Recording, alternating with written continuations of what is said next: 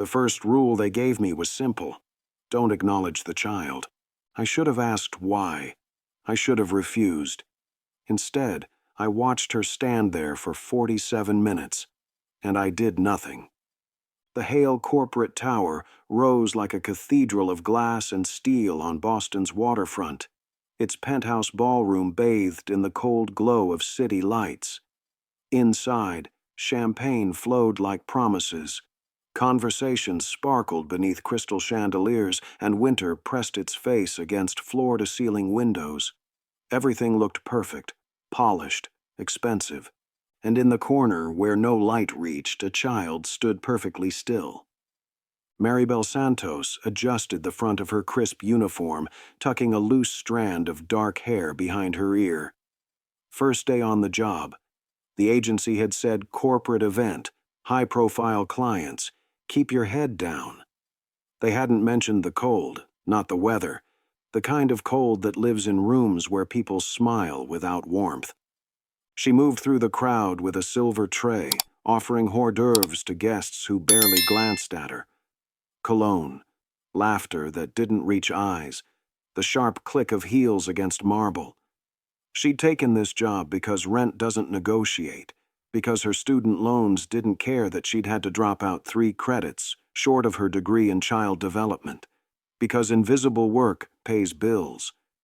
But invisibility has rules. Don't speak unless spoken to. Don't make eye contact. Don't acknowledge the child. That last one had been whispered by the head of staff, a woman whose face looked like it had forgotten how to soften. Maribel had nodded, not understanding. Not yet. Then she saw her. The little girl stood near a silk-draped window, almost swallowed by shadows.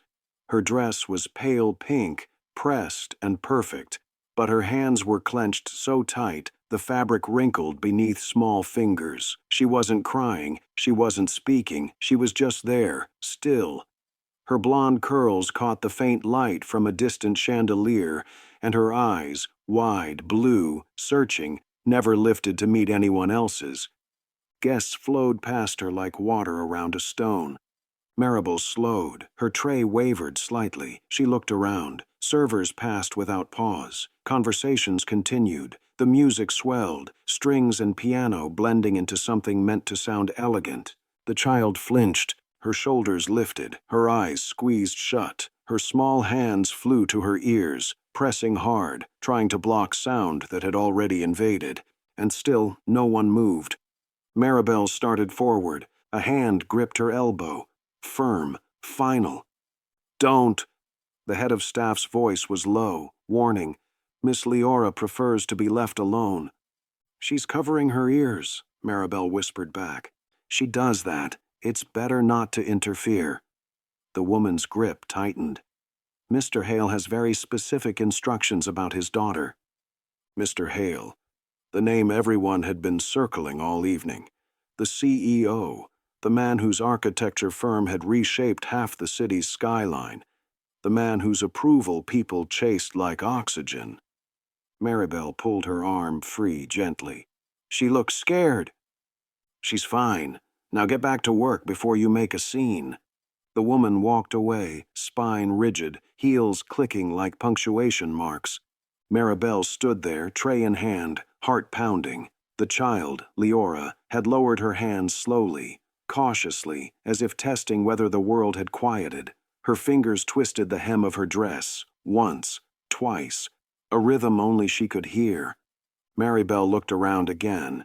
A guest laughed too loud. Another checked his phone. A woman in diamonds leaned close to her companion, whispering something that made them both smirk. No one was watching the child. No one except Maribel. She set her tray down on a nearby table, quietly, carefully. Then she crossed the ballroom, her steps soft against polished marble, and knelt beside the window where shadows lived. "Hi," Maribel said gently. "I'm Maribel." Leora didn't respond, didn't look up, just kept turning that fabric between her fingers. Turn. Release. Turn. Maribel waited, not speaking, not reaching, just there, present. The music shifted to something slower, a waltz. Couples began drifting toward the center of the floor, movements synchronized and rehearsed. Leora's breathing quickened, her fingers moved faster. "It's loud, isn't it?" Maribel said softly.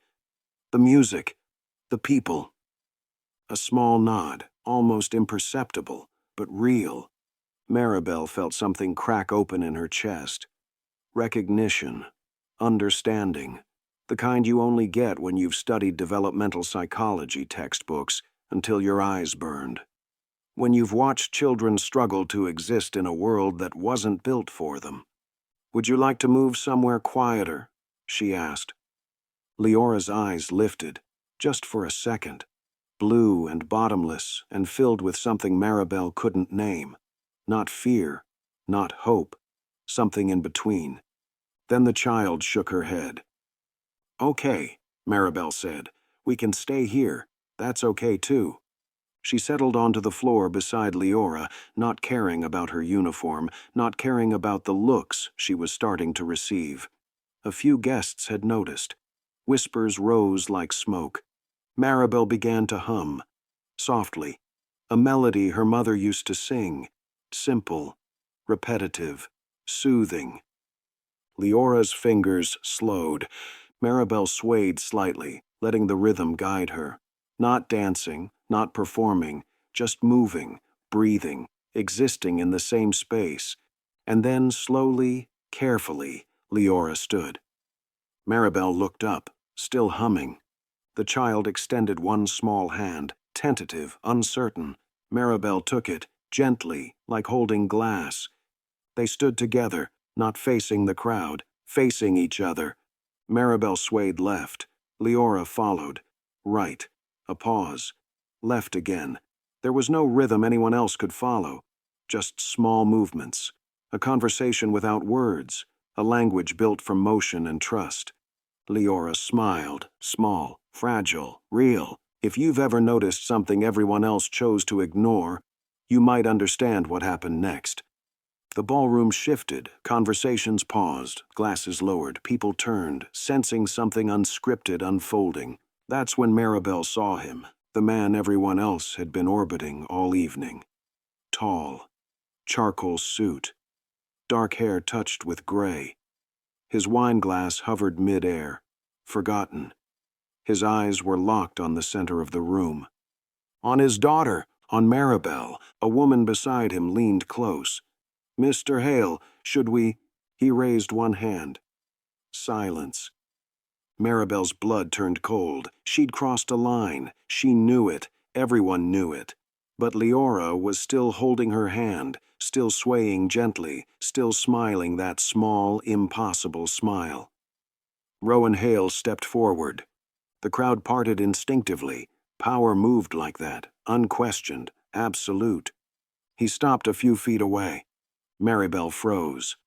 Leora didn't notice at first, still caught in her own rhythm.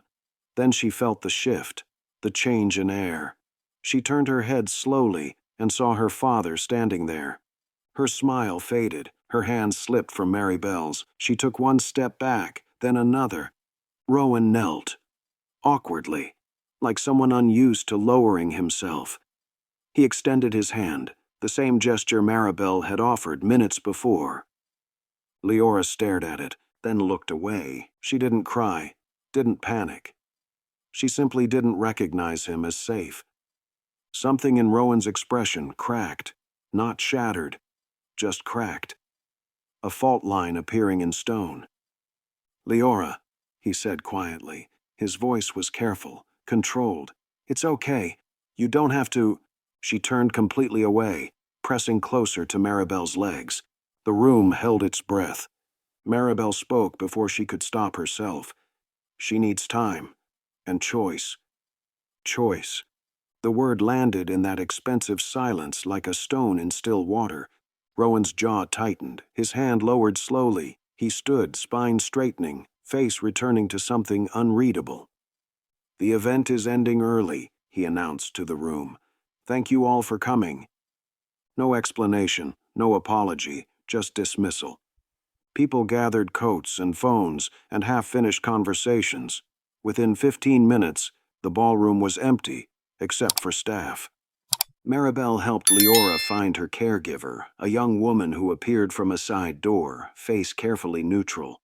Leora went to her without protest, but looked back once at Maribel before disappearing down a hallway. Maribel returned to the kitchen. Her hands wouldn't stop shaking. The head of staff wouldn't meet her eyes. No one spoke to her for the rest of the night. The call came 2 days later. "Your services are no longer required." The agency woman's voice was professional, distant. "Budget cuts, nothing personal." Maribel sat in her small apartment above a flower shop in Beacon Hill, staring at her phone. She'd known this would happen, predicted it even, but knowing didn't make the rent due date disappear. She packed up the few things she'd brought to the job, her uniform, her name tag, a photograph she'd found in the coat room, discarded, forgotten, a picture of a man, a woman, and a baby. The woman had Leora's eyes, the same blonde hair, the same searching expression. Maribel had pocketed it without thinking. Now she studied it under her desk lamp. The woman was beautiful, not the polished, constructed kind, the real kind. She wore paint-stained jeans and held the baby like she was the entire world. Who was she, and what happened to her? 1 week later, Maribel's phone rang, unknown number. "Miss Santos?" A man's voice, deep, formal. "This is Rowan Hale. I need to speak with you, in person." Her heart stopped. "Mr. Hale, Tomorrow, 2 o'clock. Hale Tower. Security will expect you." The line went dead. Maribel couldn't sleep that night. She replayed every moment from the ballroom, every word, every touch. Had she harmed Leora somehow? Made things worse? She almost didn't go, but at 1:45 the next afternoon, she stood in front of Hale Tower, staring up at glass and steel that seemed to scrape the sky itself. Security escorted her to the top floor, private elevator, no buttons to press, just smooth, silent ascent until the doors opened into an office that looked like it had been carved from marble and ambition. Rowan Hale stood by the windows, hands clasped behind his back, looking out at the city below. "Miss Santos," he said without turning, "thank you for coming. I didn't think I had a choice." He turned then. His face was different than she remembered. Older, tired, like someone who hadn't slept in days. "You did what no one else has done in 3 years," he said quietly. "You made my daughter smile." Maribel said nothing. "I've watched the security footage multiple times." He walked to his desk, pressed a button. A screen descended from the ceiling. The ballroom appeared, grainy but clear. "This is 47 minutes before you approached her." Leora stood alone, still, small. People walked past. Some glanced. Most didn't. Rowan fast-forwarded. Guests came and went. Servers passed. Conversations swirled. Leora stood there through all of it. He paused the frame. "That's me." A figure in a charcoal suit walked directly past the child, without pausing, without looking down, without seeing. Twice. Rowan's hand shook slightly as he pressed pause. I told myself she preferred solitude, that she was overwhelmed by interaction, that leaving her alone was kindness. "Mr. Hale, I was lying to myself." His voice cracked, just slightly. "Because looking at her, seeing her, it's—" He stopped, breathed. "It's complicated." Maribel waited. "My wife died 3 years ago." The words came slowly, painfully. "Breast cancer. Leora was 4. Elena, my wife, she understood Leora in ways I never could. She saw the world the way Leora sees it. Patterns, rhythms, beauty in repetition." He walked to a cabinet, pulled out a worn leather journal, opened it carefully. Inside, sketches. Hundreds of them. Trees, buildings, hands, faces, all rendered in delicate pencil and ink. "Elena was an artist. She drew everything. Every one. She said the world made more sense on paper. He touched one sketch gently. After she died, I locked everything away. Her studio, her supplies, her journals. I thought it would be easier. For Leora. For me. Was it? Maribel asked softly. No. Silence settled between them. I'm offering you a position, Rowan said finally. Full-time, working with Leora. Not as a maid, as, I don't know what to call it, companion, guide, someone who actually sees her. I'm not a therapist, Mr. Hale. I didn't finish my degree. You're Dr. Santos. She froze. I'm not a doctor. I didn't finish. You published breakthrough research on nonverbal autism communication, 3 academic citations before you had to drop out. He paused. My entire team has advanced degrees and years of experience. None of them saw what you saw in 10 minutes. Maribel's throat tightened. That research, that paper, the one she'd written on scholarship money, studying late into nights, believing she'd found something real, something that mattered. Then her funding dried up, her mother got sick, and the choice between finishing a degree or keeping a roof overhead wasn't really a choice at all. Why did you fire me? The question came out sharper than she intended. I didn't. My head of staff did, without my knowledge, to protect what she thought was my preference. He paused. I've learned that systems protect themselves, even when they're broken, especially then. Maribel looked at the journal in his hands, at the sketches of a woman who'd understood patterns and rhythms, who'd seen beauty in what others missed. I'll do it, she said, but not for you, for her. Rowan nodded slowly. That's exactly why you're right for this. Maribel started the following Monday. Leora's wing of the Hale residence was quiet.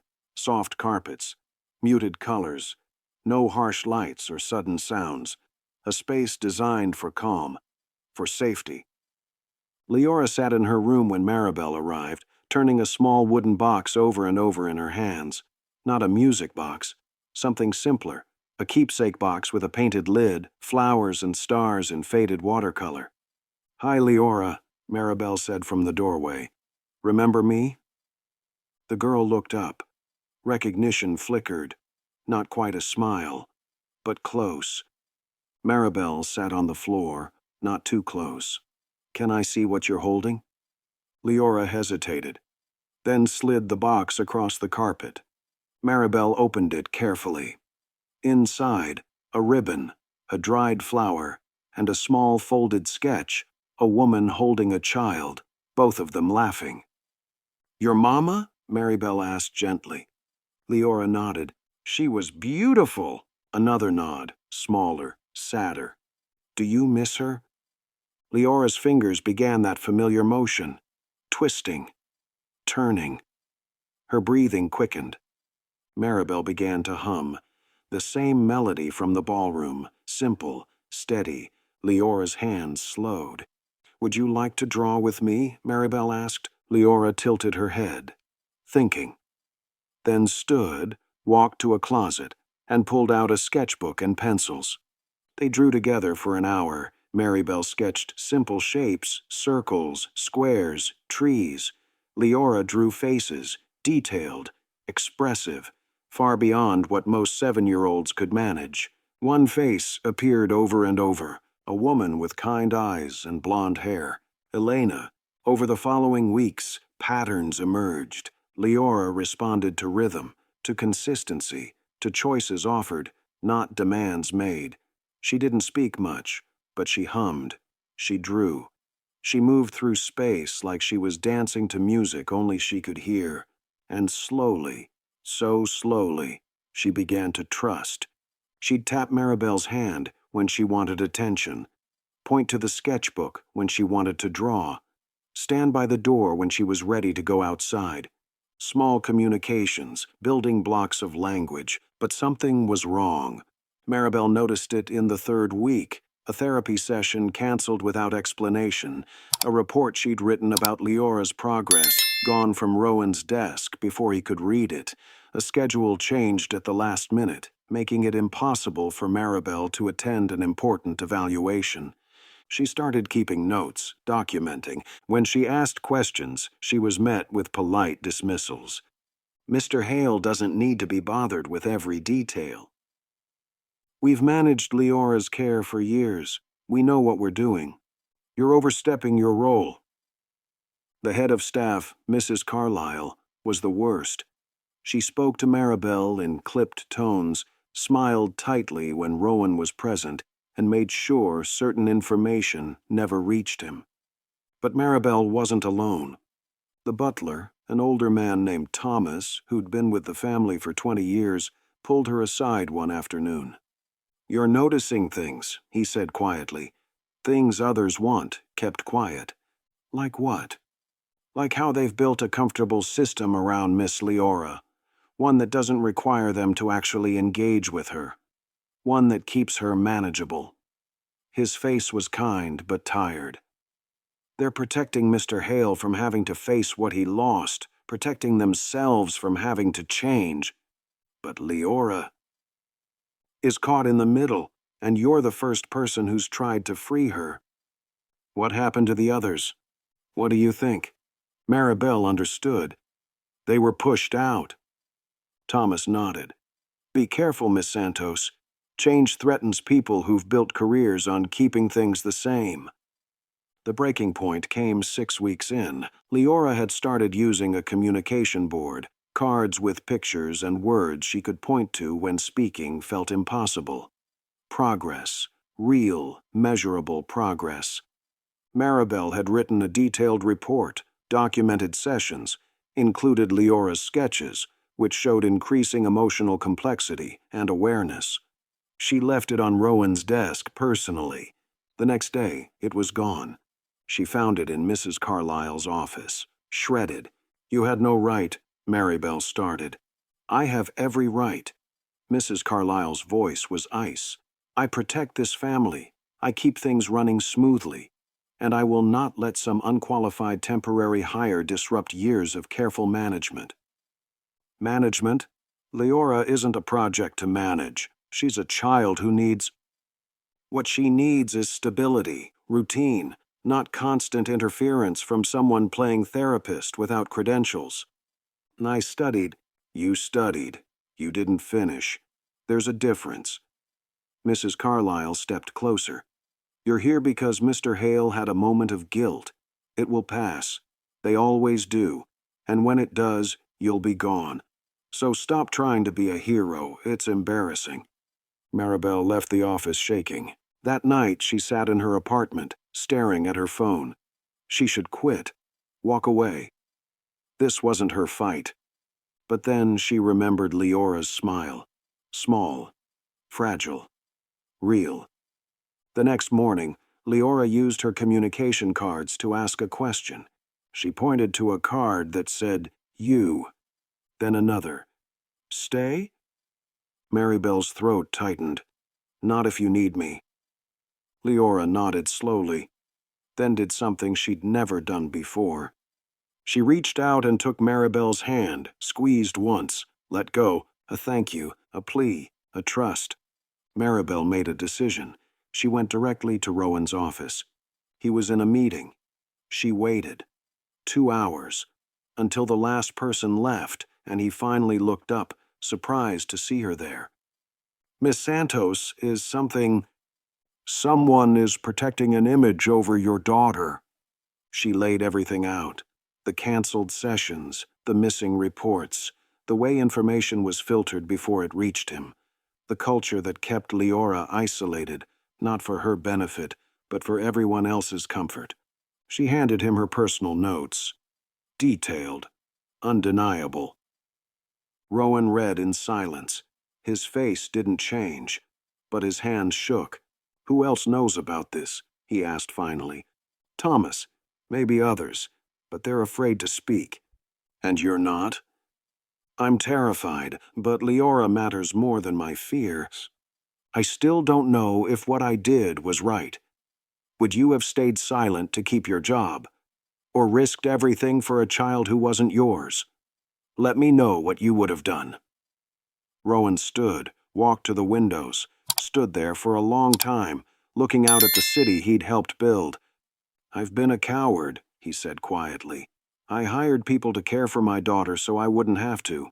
I told myself I was giving her professional support, expert care, but really," his voice cracked, "I was hiding from her. Because every time I look at Leora, I see Elena, and remembering her, it's unbearable. Mr. Hale, there's a room in this house I haven't entered since Elena died. Her studio. Everything's still there. Her sketches, her paints, her music." He turned. His eyes were wet. "Leora used to spend hours in there, before, watching Elena work, learning to draw. They had this language together, this beautiful, wordless understanding. Does Leora remember? I don't know. I locked the door 3 years ago, and I haven't opened it since." He looked at Maribel.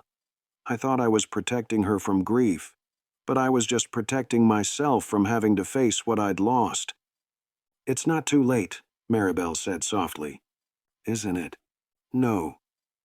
2 days later, Rowan called an emergency board meeting. Senior staff, advisors, the people who'd built the systems around Leora. Mrs. Carlyle attended, confident, prepared to explain how she'd protected the family from disruption. She left terminated, along with 3 others. Word spread quickly, whispers, speculation, no official statement, just a quiet reshuffling of power. But Maribel knew. The walls were coming down. That evening, Rowan stood outside Elena's studio. The door was simple, unassuming, but he stared at it like it was a chasm. Maribel waited beside him, Leora between them, holding both their hands. "Ready?" Maribel asked gently. Rowan shook his head. "No, but I think that's the point." He opened the door. Dust. Sunlight filtered through covered windows, canvases stacked against walls, sketches pinned to boards, paintbrushes in jars, dried and forgotten. And in the center of the room, a desk covered in journals, hundreds of sketches, years of work. Elena's world, preserved, waiting. Leora pulled free from their hands and walked inside. Slowly, reverently. She touched a canvas, a desk, a jar of pencils. Then she turned to a particular journal, leather-bound, worn at the edges. Opened it carefully. Inside, sketches of a little girl, Leora, at different ages, different moments, laughing, playing, drawing beside her mother. Leora's fingers traced the lines, her breathing steadied. A small sound escaped her throat. Not quite a word, but close. "Mama!" Rowan's knees buckled. He sank into a chair, hands covering his face. Maribel knelt beside Leora. "Your mama loved you very much." Leora nodded, then did something extraordinary. She picked up a pencil, found a blank page, and began to draw, not copying her mother's style, adding to it, creating something new, a continuation. She drew 3 figures, a woman with kind eyes, a man with sad ones, and a small girl between them, holding both their hands. Underneath, in careful letters, "Family." The press conference happened 3 weeks later. Investors gathered, media cameras, board members looking nervous. Rowan stood at a podium, Leora beside him in a soft blue dress, Maribel just off stage. "I've spent 3 years building walls," Rowan began. His voice was steady but raw. "I built them around my grief, around my daughter, around anything that reminded me of what I'd lost. I called it protection. I called it professionalism. I called it moving forward." He paused. "I was wrong." Murmurs rippled through the crowd. "My daughter is autistic. She processes the world differently, beautifully, in ways I'm only beginning to understand, and for 3 years I let a system develop that treated her like a problem to be managed rather than a person to be known. Today, I'm announcing the Elena Hale Foundation, dedicated to supporting neurodivergent children in creative fields, art, music, expression in all its forms, My daughter will serve as its first ambassador because her voice, however she chooses to use it, matters. Some investors shifted uncomfortably. Others nodded. A few began to clap. Stock prices would dip tomorrow, some partnerships would end, others unexpectedly would strengthen. But Rowan wasn't done. If anyone here believes my daughter is a liability, a weakness, something to be hidden or managed, his voice hardened, then we don't share values, and I don't want your investment. Silence. Then, from the back, one person stood. An older woman, board member from the early days. She clapped, slowly, deliberately. Others joined. Not everyone, but enough. Leora watched from beside her father, communication cards in her hands. She looked up at him, pointed to a card, proud. Rowan's eyes filled. He nodded. Me too, sweetheart. Me too. 6 months later, the small theater on Newbury Street smelled of old wood and fresh flowers. Soft lights, velvet curtains. An intimate space designed for 50 people, not 500.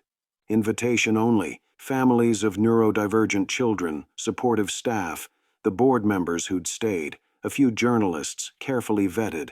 It was a showcase, art and music created by children the world often overlooked. Leora's work would be featured, sketches, paintings, pieces she'd created in her mother's studio, using her mother's supplies, building on her mother's legacy.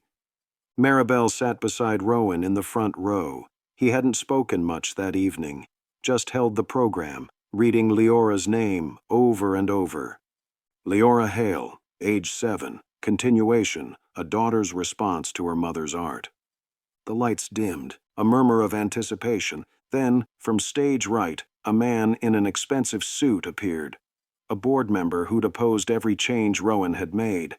One of the few who'd stayed, vocal in his skepticism. He leaned toward another guest, voice carrying farther than he intended.